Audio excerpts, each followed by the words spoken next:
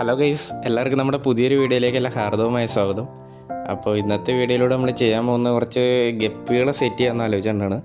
നേരത്തെ നമ്മൾ പല രീതിയിലുള്ള ഗപ്പികളെ വളർത്തിയിരുന്നു.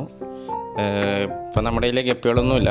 അപ്പോൾ നമ്മൾ പഴയ ഒരു സെറ്റപ്പിലോട്ട് തിരിച്ചു വരാനുള്ളൊരു ശ്രമത്തിലാണ്. അപ്പോൾ ആദ്യമായിട്ട് നമ്മളൊരു 3 ഫുഡ് ജോക്സ് നേരത്തെ ഇരുന്നതുണ്ടായിരുന്നു. ബാക്കി ഫുഡ് ജോക്സ് എല്ലാം നമ്മൾ സെയിലാക്കിയായിരുന്നു.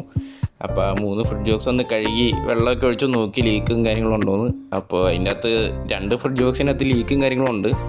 അപ്പോൾ അതൊന്നെങ്കിൽ MC-യിൽ വെച്ച് ഒട്ടിച്ചെടുക്കണം, അല്ലെങ്കിൽ അതിൻ്റെ അകത്ത് പടുത മേടിച്ചിട്ട് അതിൻ്റെ ലീക്ക് മാറ്റാമെന്ന് ഓർത്താണ് ഇരിക്കുന്നത്.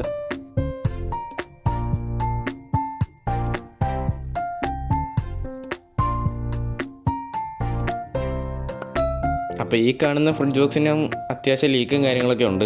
നേരത്തെ നമ്മൾ MC-യിലൊക്കെ ഇട്ട് ഒട്ടിച്ച് വെള്ളം നിറച്ചുകൊണ്ടിരുന്നതാണ്, പക്ഷേ ഇപ്പോൾ അത് നിറച്ച് ലീക്കാണ്. അപ്പോൾ ഇത് നമുക്കൊന്ന് ഒട്ടിച്ചെടുക്കണം. അപ്പോൾ വെള്ളം നിറച്ച് നോക്കിയിട്ട് അതിനകത്ത് ഏക ലീക്കില്ലാത്ത ടാങ്ക് ഈ ഒരു ഫുഡ് ജോക്സ് മാത്രമാണുള്ളത്. അപ്പോൾ നമ്മൾ നിലവിൽ ഇതിൻ്റെ അകത്ത് മീനുകളെ മേടിച്ചിടാന്നുള്ള രീതിയിലാണ് ഇരിക്കുന്നത്. അപ്പോൾ നമ്മുടെ കയ്യിൽ ഇപ്പോൾ വാട്ടർ പ്ലാന്റ്സ് ഒന്നുമില്ല. അപ്പോൾ അതിന് പകരമായിട്ട് നമ്മൾ കുറച്ച് മണി പ്ലാന്റ് വെള്ളത്തിലിടാൻ പോവുകയാണ്. അപ്പോൾ ഇതിൻ്റെ ഇടയ്ക്കൊക്കെ കുഞ്ഞുങ്ങൾക്ക് കയറി ഇരിക്കാനും ഹൈഡിങ് സ്പോട്ടൊക്കെ ആയിട്ട് നമുക്ക് ഉപയോഗിക്കാം. അപ്പോൾ നമ്മൾ ആദ്യമായിട്ട് എടുത്തിരിക്കുന്ന സ്ട്രെയിൻ എന്ന് പറഞ്ഞാൽ നമ്മുടെ ആൽബിനോ ഫുൾ റെഡാണ്. ഫുൾ റെഡിനെ പറ്റി കൂടുതൽ പറയേണ്ട കാര്യമില്ല. കാര്യം ഫുൾ റെഡ് ഇപ്പോൾ ഗപ്പികളിൽ ഏറ്റവും ഡിമാൻഡുള്ള ഗപ്പികളാണ്. അതുപോലെ തന്നെ കാണാനും നല്ല രസമുണ്ട്. പിന്നെ ഇവർ ആൽബിനോ ഗപ്പീസാണ്, അതായത് ഇതിൻ്റെ കണ്ണൊക്കെ റെഡാണ്. അപ്പോൾ കുറച്ച് സെൻസിറ്റീവായിട്ടുള്ള ഗപ്പികളാണ് ബാക്കിയുള്ള ഗപ്പികളെ കമ്പയർ ചെയ്ത് നോക്കുമ്പം.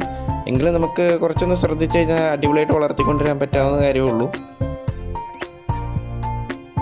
നമ്മളെല്ലാ ഗപ്പികളെയും ഫ്രിഡ്ജ് ബോക്സിലോട്ട് ആക്കിയിട്ടുണ്ട്. അപ്പോൾ ഡയറക്റ്റ് കൊണ്ടിടാതെ ടെമ്പറേച്ചറൊക്കെ സെറ്റ് ചെയ്ത് പയ്യെ ഇറക്കി വിടുന്നതാണ് ഏറ്റവും നല്ലത്.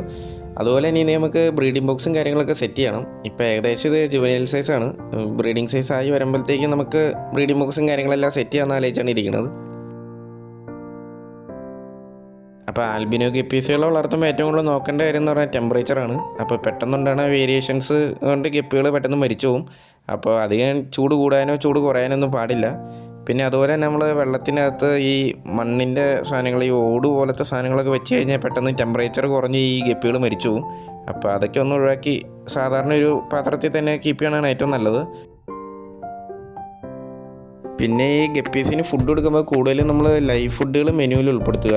അതായത് ഈ മൊയ്ന, ആർട്ടീമിയൊക്കെ പോലെ ലൈവ് ഫുഡ് കൊടുക്കുകയാണെങ്കിൽ ഏറ്റവും നല്ലത്. നമുക്ക് ഏറ്റവും റിസൾട്ട് കിട്ടുന്നത് അങ്ങനത്തെ ഫുഡുകൾ കൊടുക്കുമ്പോഴാണ്. പിന്നെ അപ്പോൾ ഇത്രയൊക്കെ ഉള്ളൂ ഇന്നത്തെ വീഡിയോ. ഒരു ചെറിയ വീഡിയോ ആണ് ചെയ്യാൻ ഉദ്ദേശിച്ചത്. ചെറിയൊരു സെറ്റപ്പ് നമ്മൾ തുടങ്ങി വെച്ചൊരു ഇത് കാണിക്കാനാണ് ഉദ്ദേശിച്ചത്. അപ്പോൾ എല്ലാവരും കമൻറ്റ് ചെയ്യുക നമ്മൾ അടുത്തേത് ഗപ്പീസിനെ എടുക്കേണ്ടതെന്ന്. അപ്പോൾ ഇത്രയൊക്കെ ഉള്ളൂ ഇന്നത്തെ വീഡിയോ.